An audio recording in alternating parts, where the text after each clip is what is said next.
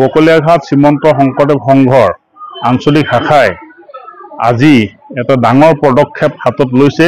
এইটো হ'ল শিশুৰ বৌদ্ধিক মানসিক বিকাশৰ কাৰণে আমাৰ শ্ৰীমন্ত শংকৰদেৱ সংঘৰ আঞ্চলিক শাখাৰ কৃষ্টি সংস্কৃতি শাখাই এই ব্যৱস্থাটো লৈছে। তেওঁলোকক গীত বাদ্য নৃত্যৰ যোগেদি মানসিক বৌদ্ধিক বিকাশৰ কাৰণে তেওঁলোকে চিন্তা চৰ্চা কৰি আজি এই আয়োজন কৰিছে। বিশ্ব দৰবাৰত আমি গুৰুজনাক প্ৰতিষ্ঠা কৰিবলৈ হ'লে বিশ্ব দৰবাৰ কোনখন?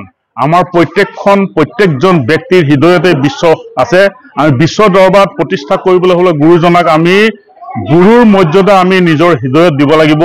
আমি প্ৰত্যেকজনে যদি গুৰুৰ আদৰ্শ কৃষ্টি আদৰ্শ সংস্কৃতি যদি আমি মানি ল'ব পাৰোঁ তেনেহ'লে আপুনি বিশ্ব দৰবাৰলৈ যাব।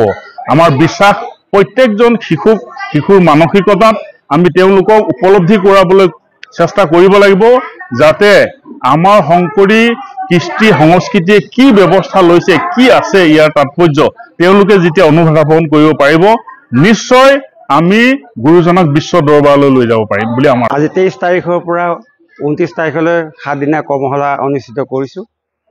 এই কৰ্মশালাভাগিত আমি যিমানখিনি প্ৰশিক্ষাৰ্থী পাম বুলি আশা কৰিছিলোঁ তাতকৈ অধিক আমাৰ 100জনৰ ওপৰ আমি প্ৰশিক্ষাৰ্থী লাভ কৰিছোঁ। আৰু এই প্ৰশিক্ষাৰ্থীত সকলক গীত বাদ্য আৰু নৃত্য এই তিনিওটা দিশতে আমি প্ৰশিক্ষণ কৰ্মশালাভাগ অনুষ্ঠিত কৰিছোঁ। আৰু ইয়াত বিশেষকৈ শ্ৰীমন্ত শংকৰদেৱ সংঘ বকলিয়াঘাট আঞ্চলিক শাখাৰ সভাপতি সম্পাদকৰ প্ৰমুখ্যে কাৰ্যকৰী সদস্য বা সমস্তৰ পূৰ্ণ সহায় সহযোগিতা আমি লাভ কৰিছোঁ।